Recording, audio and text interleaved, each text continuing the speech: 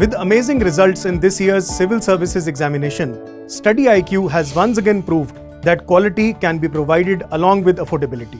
हमारे P2I यानी Prelims to Interview 2025 live batch में you will get 1000+ hours की live classes, 1-to-1 mentorship, daily answer writing practice, success in prelims crash course, 18 books covering all GS subjects, interview guidance program, and the most important, mains residential program where all prelims cleared students will be called to Study IQ campus in Delhi at no additional cost. Batches English, Hindi और English तीनों में available हैं. For any query, call 079-7142-0466. Scan QR code to join now. Study IQ IAS. अब तैयारी हुई affordable. Hello everybody, my name is Benjo and I have secured All India rank 59 in UPSC Civil Service Examinations 2023 और Delhi Knowledge Track के इस platform से मैं आपसे अपने एंथ्रोपोलॉजी का अप्रोच जो है वो बताना चाहता हूँ. तो पहले let me just tell something about myself. I am not very proficient in Hindi. मैं बात कर सकता हूँ, तो I hope you would forget my grammatical errors and so on and so forth. So I'll try to speak both in Hindi and English so that everybody will understand. So next about myself, this was my 4th attempt and my second mains and second interview. So I had scored 303 in both papers combined in anthropology, and in my paper 1 I scored 164 and in my paper 2 I scored 139. So इस video में मैं आपसे मेरे resource list के बारे में बहुत सारा बात करना नहीं चाहता हूँ, क्योंकि उसके ऊपर I have made another video. It is there in YouTube and also I have a channel and my channel in Telegram is goes by my name. You can search Benjo Pijos AIR 59 and you can find my telegram channel. So there I have talked about different things about prelims as well, and in that channel I will upload my notes and whatever resources that would be possible for me to upload, I will upload in that channel. So do check out that channel. But through this video I would mainly try to tell you guys about the approach to anthropology in general and certain parts of anthropology in particular. So to give an overall view about anthropology, anthropology is a diverse subject. We take any other subject, there is much more technicality in that subject and it is mostly uniform throughout. I'm not saying this as a general trend and this is not a generalization, but usually if we take a subject, let's say maths, it will only have maths. But now if we take anthropology, it will have a little bit of sociology, it will have a little bit of genetics, it will have a little bit of archaeology. So in that way anthropology has a lot of variety. So this is the first thing that we need to understand, that anthropology is not a monolithic subject. It is not one thing that we study in anthropology. We study different things in anthropology.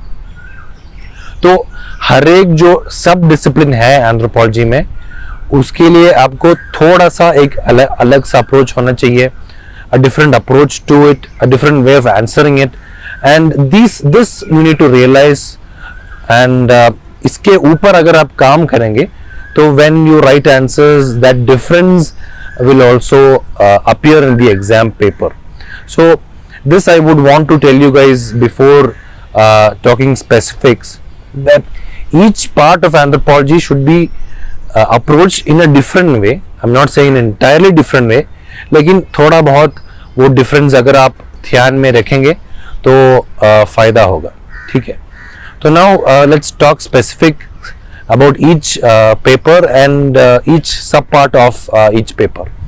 So 1.1, 1.2, 1.3 of the syllabus of paper 1 is mainly dealing with branches of anthropology and its relationship with other disciplines, meaning, scope and development of anthropology, so on and so forth. And these are very generic things about anthropology that you will get to understand only once you have some sort of understanding about anthropology in general. So इसके ऊपर I did not have extensive notes on 1.1, 1.2, 1.3, but there are many other toppers who have extensive notes on this and they have shared these in their channels or in their notes in their books, so you could refer to any of them. I did not refer to these notes, but for understanding 1.1, 1.2, 1.3, it is better that you read the whole of anthropology, understand the discipline as a whole, and then you come to 1.1, 1.2, 1.3.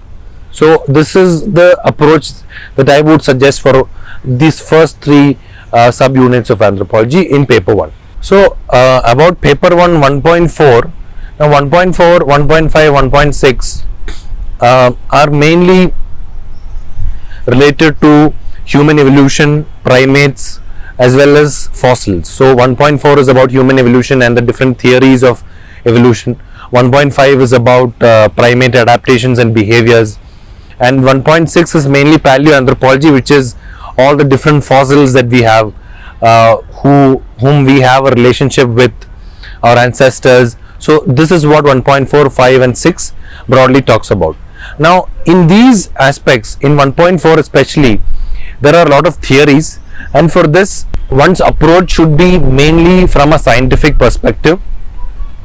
A lot of humanities in this 1.4 do not happen, but it is more of a scientific approach. And here what we should try to understand are the different concepts and theories in 1.4.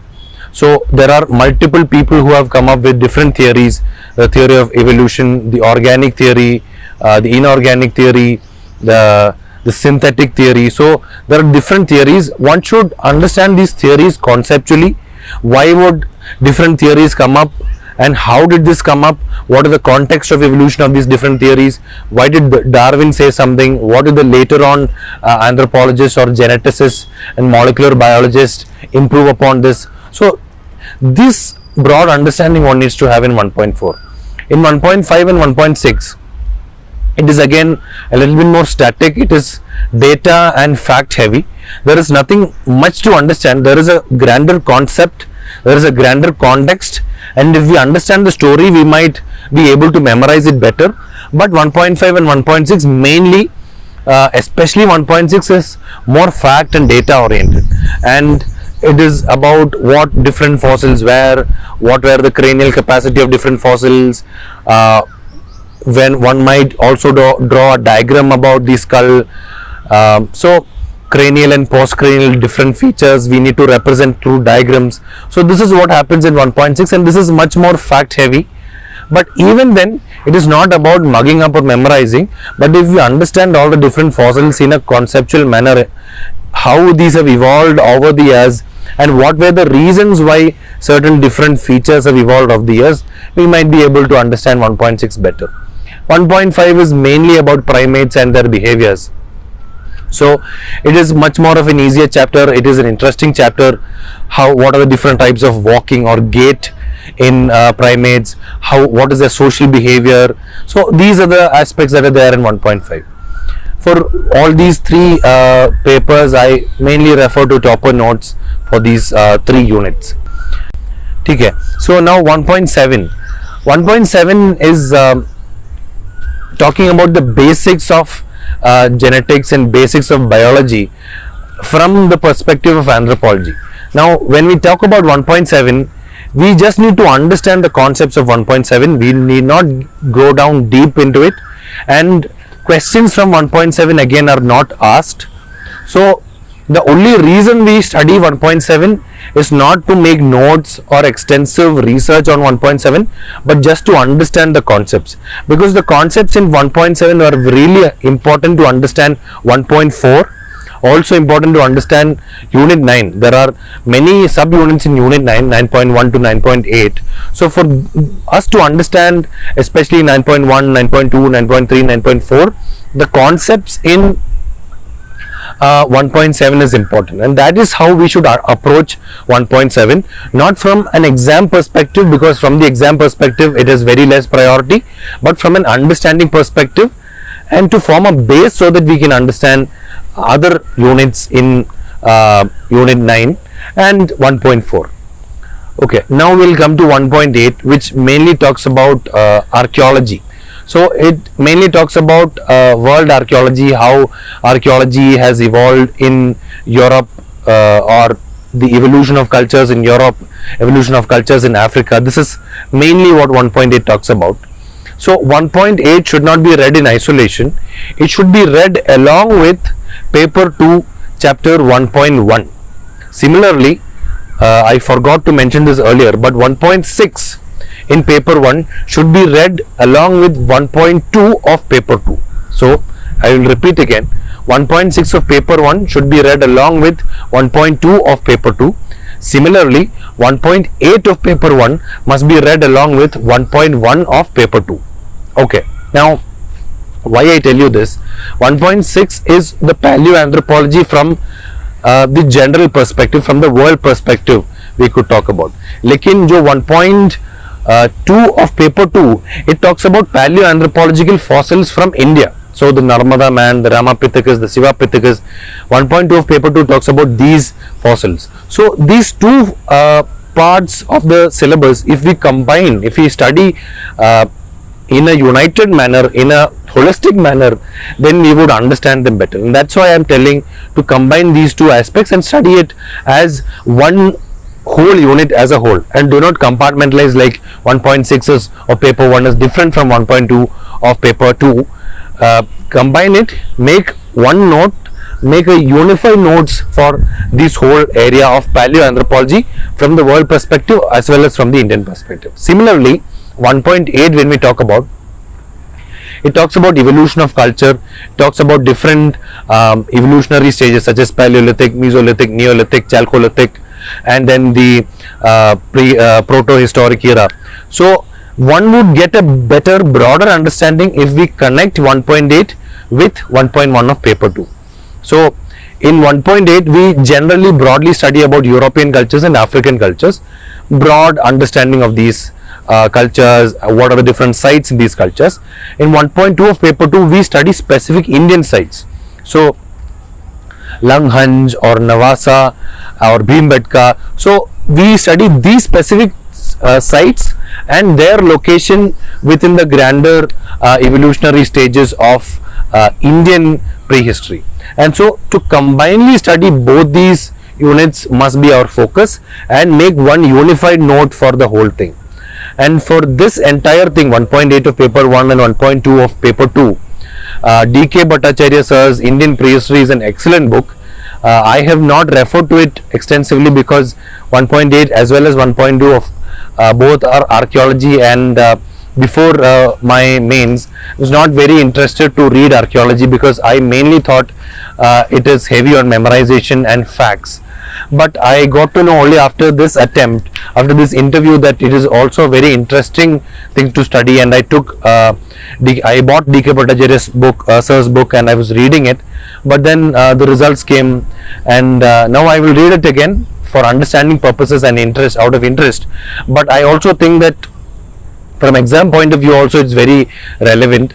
For archaeology I had mainly referred to Akshay Jain sir's book and Narayan Amit sir's book, but again because I was not really interested to mug up and memorize, archaeology was not really my strong point. But if I were to give the exam again, then I would definitely read D.K. Bhattacharya's book, because sir's book gives a very broad understanding. It gives context, it gives relevant connections between different evolutionary stages, and that is why sir's book is very important for Indian prehistory as well as for broad understanding of European and as well as African archaeology is concerned. So I hope I told you in detail about 1.8 of paper 1 and 1.2 of paper 2. This covers the archaeology syllabus. This is mainly fact and data oriented, but if again, like I said earlier, if we understand the context, if we understand the overall story, then memorization also will become easier. Okay, now we will talk about paper 1, units 2 to 5. So there are multiple subunits within 2, such as 2.1 culture, 2.2 society, like that. But broadly 2 to 5, units 2 to 5 is understood as socio-cultural anthropology. And for socio-cultural anthropology, this in my opinion is one of the most scoring parts of anthropology if you study it really well, and if you know a lot of thinkers, if you know their studies, if you know conceptually the different things that are there in chapter 2 to 5. But for understanding chapter 2 to 5 properly, we must also read something which is chapter 6 or unit 6, which talks about all the different anthropological theories. So unit 6 forms the base from which we will understand units 2 to 5. So I will talk about unit 6 just in a bit, but chapter 2 to 5, it talks about different aspects of anthropology. It talks about different institutions such as marriage, family, kinship. It talks about, unit 3 talks about economic anthropology, unit 4 talks about political anthropology, unit 5 talks about religion.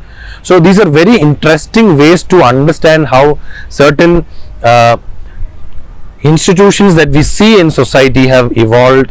What is the anthropological approach to these different institutions? How did different thinkers talk about these different institutions? What are the different cultures, and how do different cultures see these institutions? How these institutions manifest in different cultures? So all of these things are there in units 2 to 5. So for unit 2 to 5, what I would suggest is that one should have conceptual understanding of all the different things that are said in unit 2 to 5.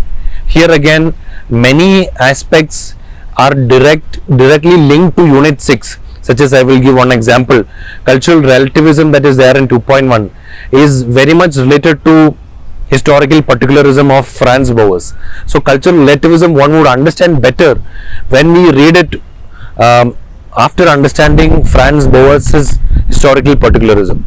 So these two, unit 6 and unit 2 to 5, are very much interlinked, and I'm not saying that we should read both of them together, but when we read 2 to 5, we must focus on 6, and when we read 6, we must learn it and understand it and use it in units 2 to 5. This is what I am telling broadly. So for unit 2 to 5, again I refer to multiple toppers and their notes, and one can also refer to some basic books that are out there. Again, some reference books such as Ember and Ember talks unit 2 to 5. They approach 2 to 5 in a very structured, methodical manner. To understand it conceptually, one can refer to them as well. But what I felt in chapter 2 to 5 is one needs to have proper anthropological perspective to score marks in 2 to 5. So just mugging up some topper notes, even if there are 5 toppers, if you mug up all 5 toppers notes, still if you don't understand it contextually, then I don't think we'll score enough marks in chapter 2 to 5. So here I had done some more research, and I had read multiple Wikipedia articles. I had seen some YouTube videos.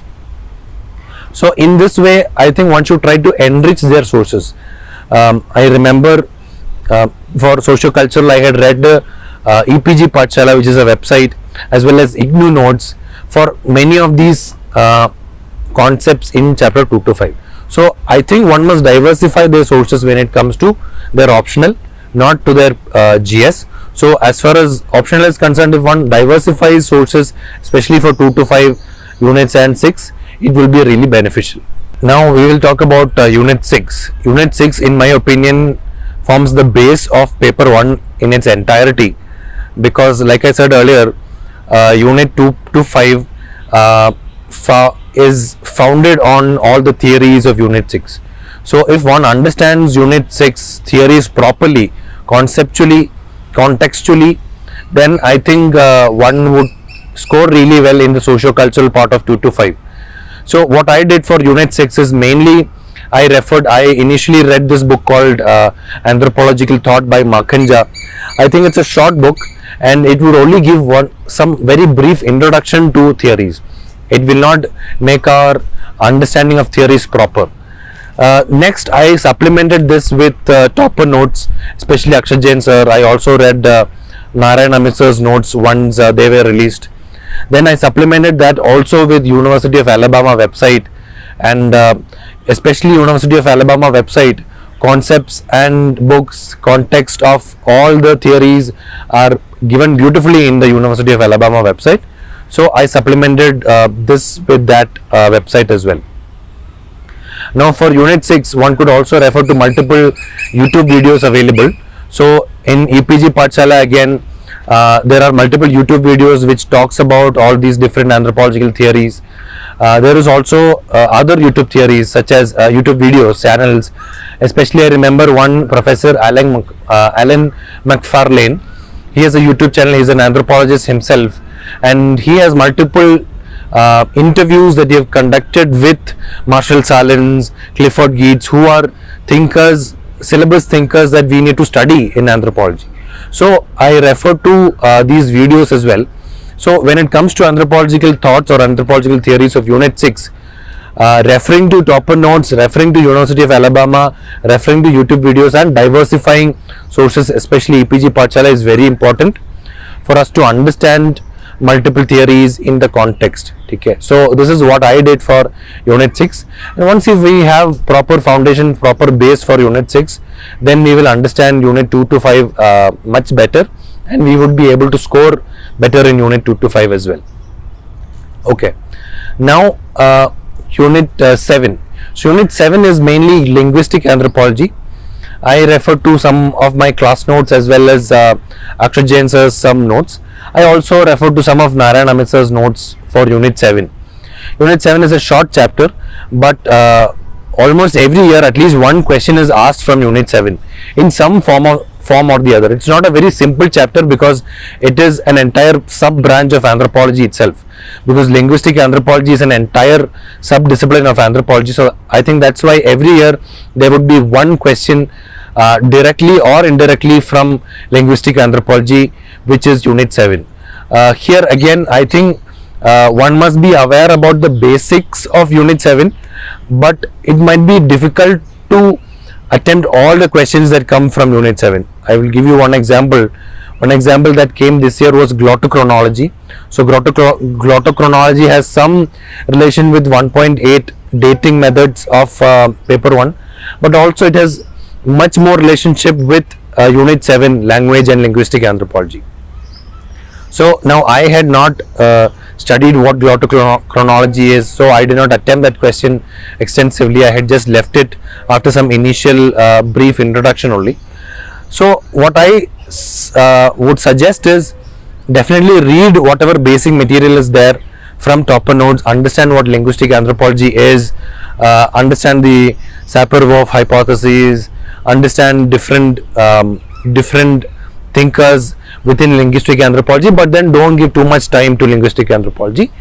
Understand it from a basic perspective, and whatever is there taught in your classes or in your topper notes, I think that would be sufficient. And if some bouncer question comes, then maybe try to approach it from an anthropological perspective. If it is some question like glottochronology which you do not know in its entirety, then maybe do not approach it or do not write it. That was my approach. Now we will go to Unit 8, which is research methods. In my opinion, Unit 8 research methods is very much related to Unit 6 anthropological thoughts or anthropological theories, because if you see in 2023 paper, there was one question about criticism of Malinowski as well as Margaret Mead, and this criticism in fact was if one just studies theories of Malinowski and Mead, then they might not be able to write that question. But when we study research methods, especially participant observation method and questionnaire method, case study method in research methods of Unit 8, then we will understand what different anthropologists have used as their method of research. So there we get to know that Margaret Mead, in her ethnography of Samoa, there were some criticism that people like Derek Freeman had brought in, and the question itself was based on this criticism of Derek Freeman.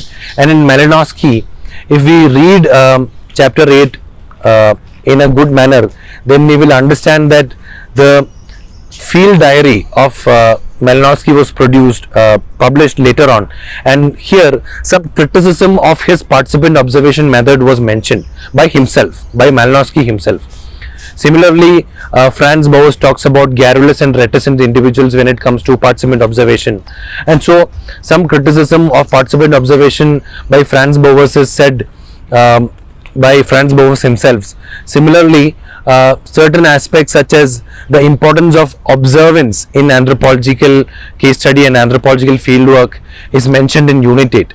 And this importance of fieldwork, if we study properly, then the Malinowski question could also be addressed. So in this way, Unit 8 is intrinsically linked to Unit 6. All the different fieldwork and methods and research methods in Unit 6, we can only study properly if we understand the anthropological thinkers. So like I said, 2.2 to 5 as 6 and 8, all these units are linked with each other. I'm not saying that one should study all these together. One can leisurely study it one by one, and then whenever possible try to connect these three different units, because when we connect these different units, many questions that otherwise would seem out of syllabus, we could approach it in an easier manner. So in this way I could approach the Malinowski and Margaret Mead question that I think many people left in this year's paper. Now we will talk about Unit 9 to 12. So this has multiple subunits: Unit 9, Unit 10, Unit 11, Unit 12. So again, I will not go into detail into each of these different subunits, but broadly Unit 9 is about physical anthropology. Physical anthropology is not very fact intensive, it is not very data driven, it is more of concepts, and if one understand concepts that are given in Unit 9, then one is good to go. It has different concepts about recombination, about chromosomes, chromosome elaborations, polymorphism, race. So this is again a very diverse unit. Unit 9 itself, it has multiple subunits. It has epidemiological anthropology, it has ecological anthropology. So one should understand it from a conceptual perspective, and whatever one needs to memorize and mug up, one can always memorize and mug up. And in these areas a lot of diagrams are there, and if one could make a lot of diagrams, one could label those diagrams effectively, one could properly communicate to the examiner what one have understood while studying Unit 9, then I think we will score really well in Unit 9. And traditionally, conventionally, Unit 9 has been a favorite area for many toppers because it is more of a scientific area, because there is nothing much to of humanities here. There is only certain aspects of concepts that we need to understand, and once we understand those concepts, then we just need to reproduce that in the exam hall. And if we write the theories correctly, if we give the fact and data correctly, if we just give the diagrams correctly, then we will score really well in Unit 9. Now Unit 10 and Unit 11, this talks about growth and development, and this talks about certain aspects such as mean arc and menstrual cycle. And so Unit 10 and 11 also are different, but this also could be understood from the physical anthropology or biological anthropology perspective. Now when you talk about this, here again this is also very fact intensive. There is scope for some diagrams as well as some graphs, so on and so forth. So whenever we have the opportunity to draw a diagram, whenever we have the opportunity to draw a graph, we should always draw it. But even in these areas there are a lot of new research and new studies that are coming in, and if we see the questions, then UPSC has been going away from the traditional conventional approach of just defining growth and development, differentiating between that. They are trying to go deeper into these areas, and in those ways Unit 10 and 11 are very important. And here, if one could get to know what are the recent developments, what are the recent research in chapter 10 and 11, then we would be able to score better marks in chapter or Unit 10 and 11. Now when we come to Unit 12, this talks about applications of anthropology.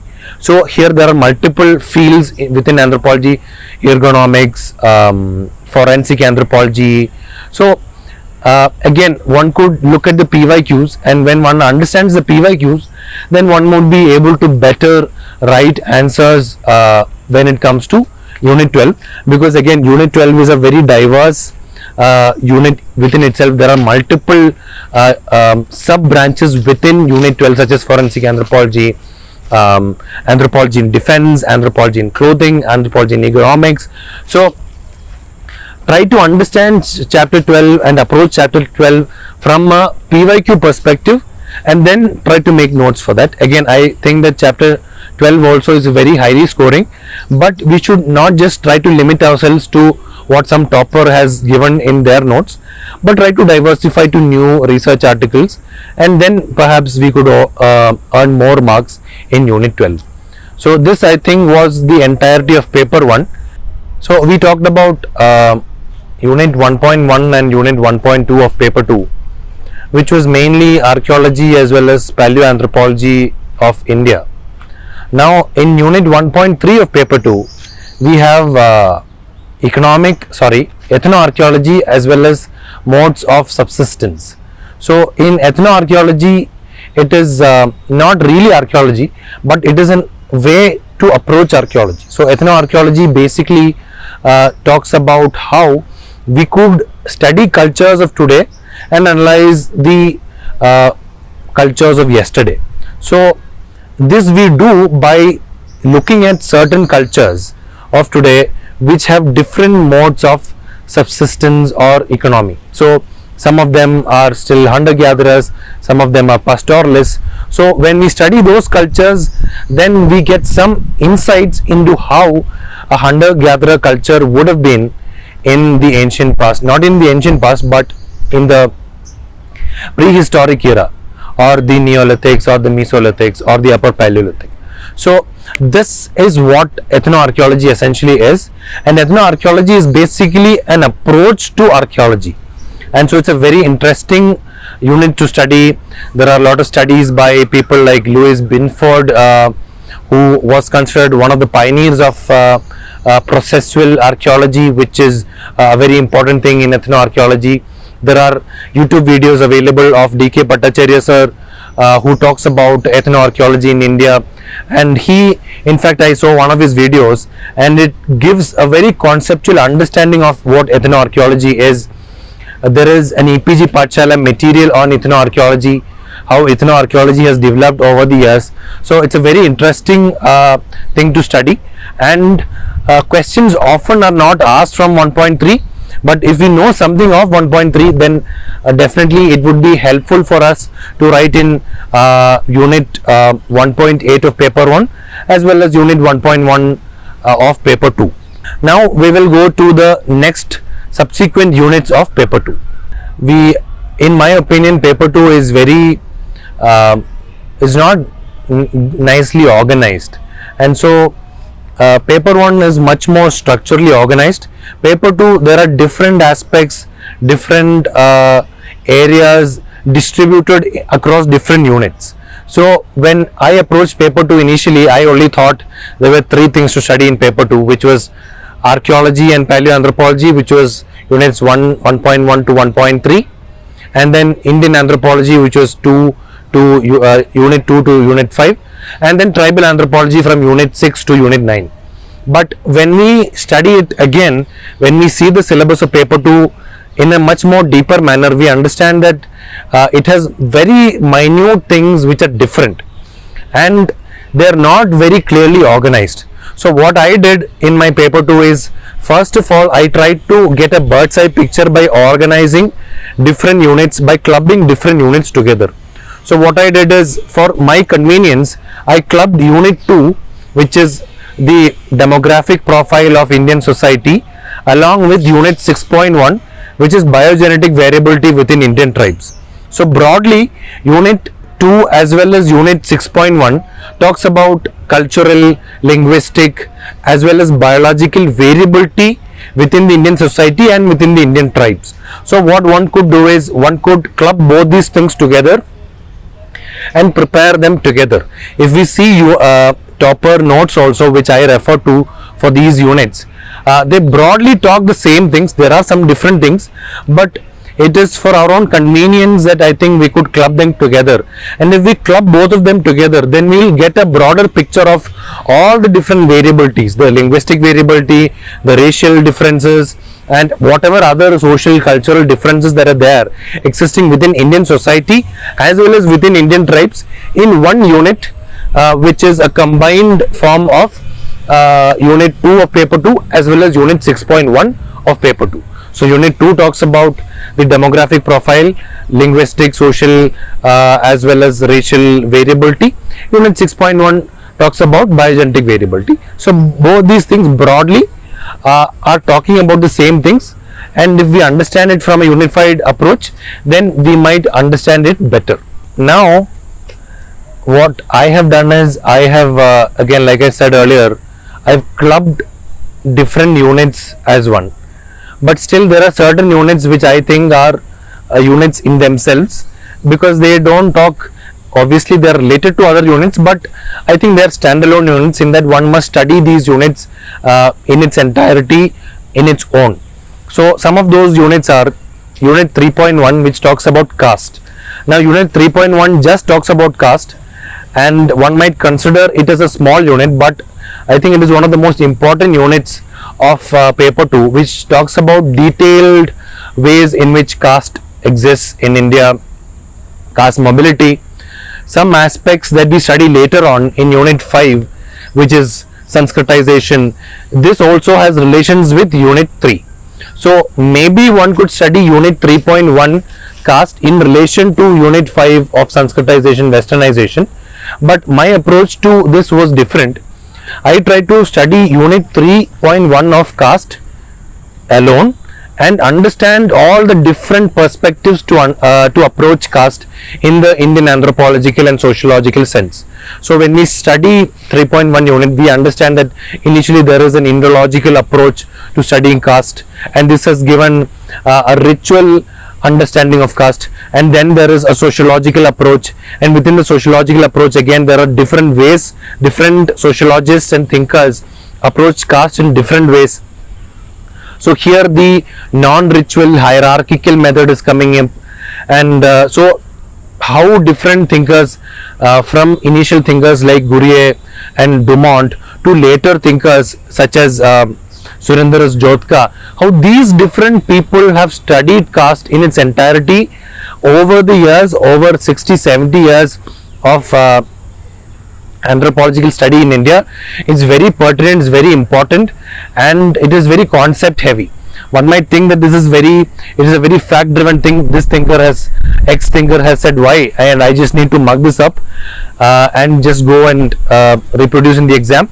I don't think it is so. If one understands the evolution of caste studies in India from an anthropological or sociological sense, one could understand the concepts behind caste studies in India, and if one understands that in its entirety, that would be the best way to study unit 3.1, which deals with caste in India. So when we talk about paper 2, in paper 2 there are, I think, some units which are standalone units, which are very concept heavy, and if we understand them as in their conceptual clarity, then that might be best for us to understand the whole unit. So when we talk about unit 3.2, unit 3.2 is caste, and unit 3.2 caste in its entirety must be studied, and the evolution of caste studies in India must be understood from an anthropological perspective. So unit 3.2 caste, one might often think that this is very data heavy, and one must just memorize all the aspects of caste that different thinkers have given and just write in the exam. But in actuality this is not the case. In caste studies there is an evolution of how caste studies have happened. There is the early Indological approach or the hierarchical approach to study caste. Then later on newer ways to study caste have emerged, the non-hierarchical approach, the economic, social ways to study caste. Then the very recent approaches by sociologists like Surendra Jotka and others. So caste studies in India evolved over 60 or 70 years, or maybe 80-90 years, and to understand it properly, the entirety of 3.2 of caste must be studied, and this must be studied from diverse sources. So I had referred to Mandar Patki's notes for this, but I had also referred to multiple EPG Pathshala videos, also many of their articles. So 3.1 talks about these religious and Indological or textual aspects of Indian society and Indian culture, and this must be understood as a base जो बाकी caste या Indian village studies जो हम या फिर even tribal studies when we go to read them, जब वो समझने के लिए unit 3.1 is just an important first step. तो in this type we need to approach 3.1 rather than from a purely religious angle. ठीक है. Now we will talk about unit 3.3.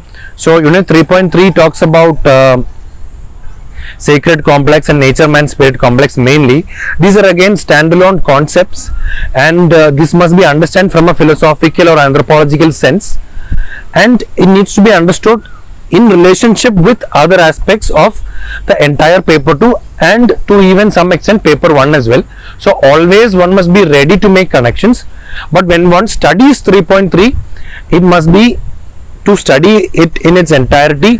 What is the philosophical, क्या बताया है उसके philosophy में, what is the basic content, what is the crux of the sacred complex, the sacred geography or the nature man spirit complex. Why did LP Vidyarthi come up with NMS complex when there was already something like the sacred complex, or there was already Robert Redfield study. So these are very interesting things that one could learn when we study about these things. Again, D.N. Majumdar has said, he has in fact given an introduction about nature man spirit complex that was studied by LP Vidyarthi. So all of these different aspects are there, and this must be studied holistically if one needs to get a good proper understanding, and always one must connect it to other aspects, other parts of paper 2 as well as to paper 1. So when we think about, or when we talk about unit 4 of paper 2, unit 4 of paper 2 mainly deals with anthropological thinkers and anthropologists from India, or who has done extensive work in Indian anthropology.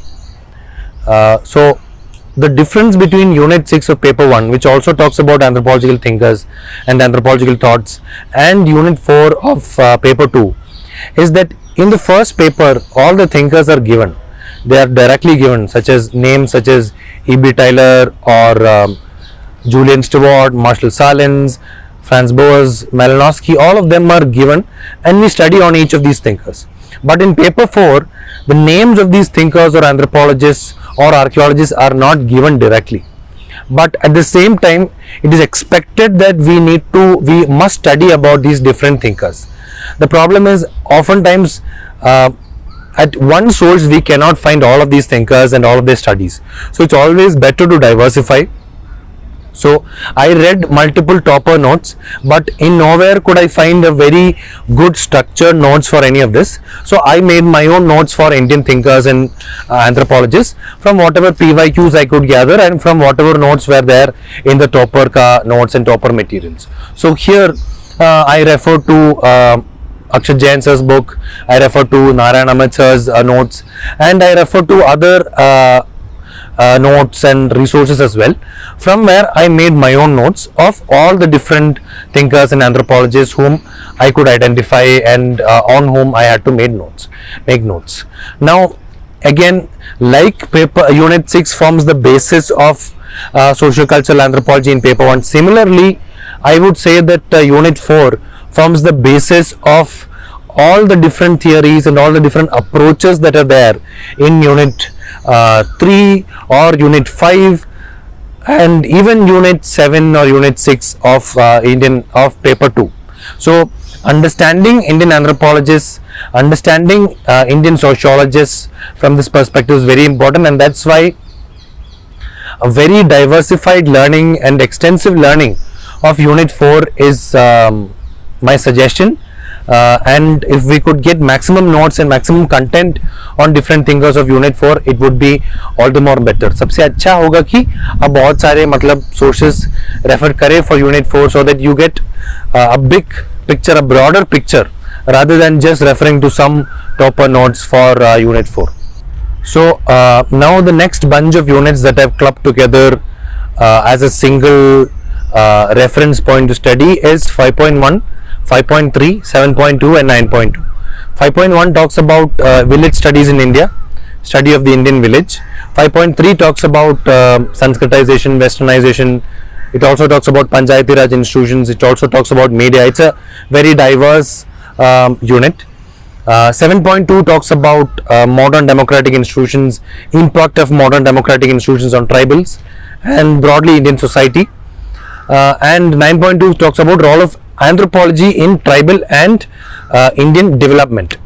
So why I have clubbed all these 4 units together is that it broadly talks about developmental anthropology. So if we study anthropology in a holistic manner, and particularly Indian anthropology, then we'll understand that as anthropology evolved in India, anthropology जो है India की development में use करने के लिए there was a policy push for using anthropology in India's development, and ये developmental anthropology has evolved through these 4 units. If you try to understand developmental anthropology in the Indian perspective, then these are the 4 units which you need to club together to understand this. So 5.1 talks about village studies. See, village studies we study it in isolation. हम जो है वो देखते हैं कि अच्छा बस village studies जो है वो रट्टा मार के जाना है, but village studies sociologists and anthropologists shifted from caste studies to village studies because जब हम विलेज को स्टडी करते हैं then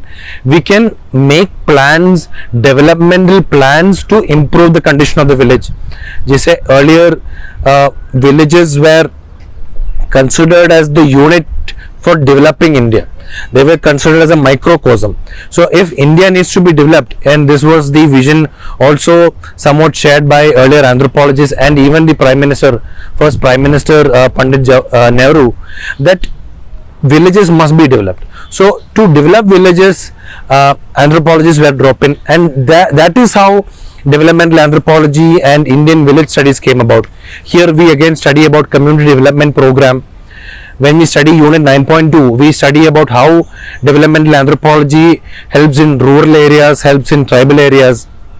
When we study about PRI, Panchayati Raj institutions, we study how Panchayati Raj institutions give political development and political empowerment to the Indian village. When we study 7.2, again it talks about modern democratic institutions coming into tribal areas and impacting. When we study 5.3, it talks about westernization, Sanskritization. Again 5.3 mein there is media, role of media. So all of this could be studied as a bunch. There are obviously some differences, some varieties within these units, but then broadly if we study it as a whole and if we try to make connections, then I think it is much more logical and structured way to study entire developmental anthropology in the Indian perspective, and that is why I have clubbed these 4 together.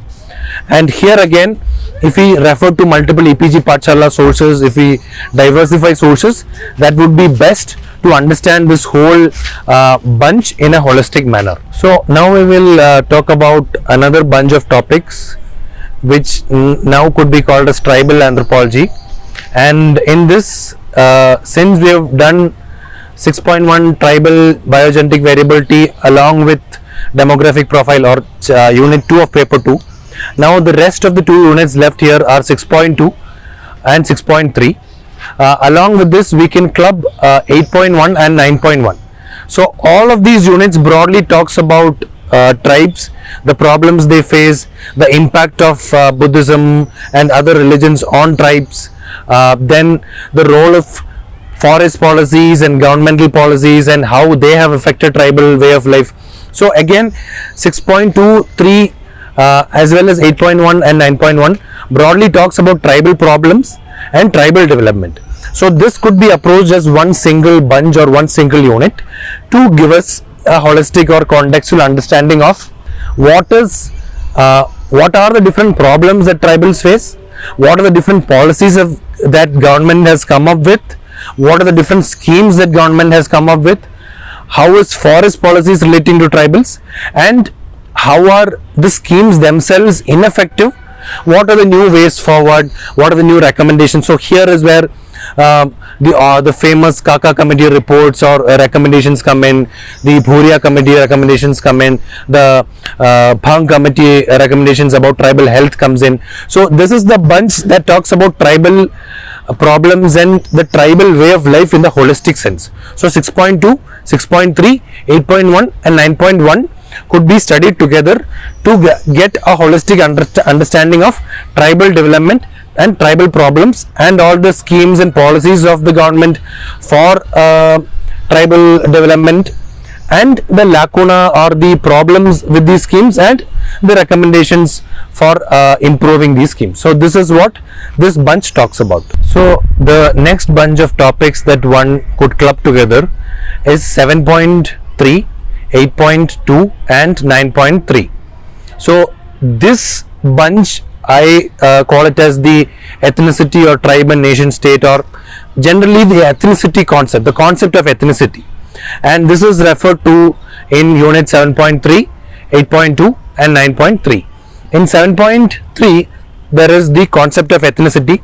This gives the philosophical or the conceptual understanding, the theoretical understanding of ethnicity. So here we have thinkers such as Friedrich Barth, and his famous concept of ethnic boundaries comes in 7.3. In 8.2 we understand how 7.3 is linked with tribals. So in 8.2 we have tribe and nation state. So how is ethnicity as a concept evolving into the concept of nation, the concept of state, and where do tribals fit in this whole concept? In 9.3 we talk about communalism, regionalism, ethnicity in the Indian context. So 7.3, 8.2, 9.3 all deals with ethnicity, regionalism, communism, concepts like these, and if we bundle them together like this, then we'll get to know a very nuanced perspective of how the concept of ethnicity and nation state and tribals all come together. Now the problem is oftentimes these whole units people just shrug off because they do not find it together, they do not study it together, they just study ethnicity in a different way.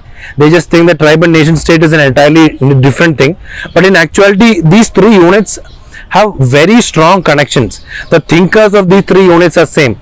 You can use Friedrich Barth in 7.3, 8.2 as well as 9.3. There are other various other thinkers such as Arthatrana Gochayat. A lot of new thinkers are there. You could always refer to these thinkers from EPG Pachala and other reference sources. You could read JSTOR articles on this, and when you read these things you would find that the thinkers of 7.3, 8.2, 9.3 are all the same, and that is why these things should be clubbed together, these units should be clubbed together as one and read in its entirety, understood in its entirety, to get a holistic understanding about the concept of ethnicity, tribe and nation state, as well as how concepts such as regionalism and communalism stems from the concepts of ethnicity and tribalism and nation state. So to understand this whole holistic perspective, club these three units together, which is 7.3, 8.2 and 9.3. So the last three units that we would bunch together is unit 3.4, unit 5.2 and unit 7.1. Unit 3.4 talks about the impact of religion on Indian society. Unit 5.2 talks about linguistic and religious minorities in India, and unit 7.1 talks about SC, ST and OBC. Now why I have clubbed these two together is not because they have some conceptual interlinkages, but these are just one-off topics which are very knowledge intensive and very memory intensive. So there are nothing much to learn or nothing much to understand conceptually or theoretically here. It is just that there are a lot of data or lot of facts to be remembered here. At least in unit 3.4 we will have some sort of concepts about how one particular religion impacted Indian society, but again it is more of data and memorization. In 5.2 and 7.1 it is especially that it is talking about who are the different linguistic minorities in India, what is their status, what are the different safeguards and mechanisms that are there to protect their interest. In 7.1 talks about SC, ST, OBC, what are the different constitutional mechanisms and measures that they have taken to protect them, what are the problems that they face. So it is not that they are connected in any sense, but they are one-off topics which are very knowledge intensive, and that is why I have clubbed these three units together. So these three units one must learn individually, but I have clubbed it together because they are very knowledge intensive. I hope you will understand why I have clubbed them together like this. So I hope I could give a very holistic and comprehensive sense or approach towards the entirety of the anthropology syllabus for UPSC exams. I have talked in detail about paper 1 as well as paper 2, all the different units, what should be the approach to the different units, how to approach each unit, what are the differences within each unit, how one unit could be used to supplement another unit, how certain units, especially in paper 2, could be combined together. These units otherwise do not make any sense, but if these are combined together, then we'll have a much more conceptual or theoretical framework to understand the whole of units.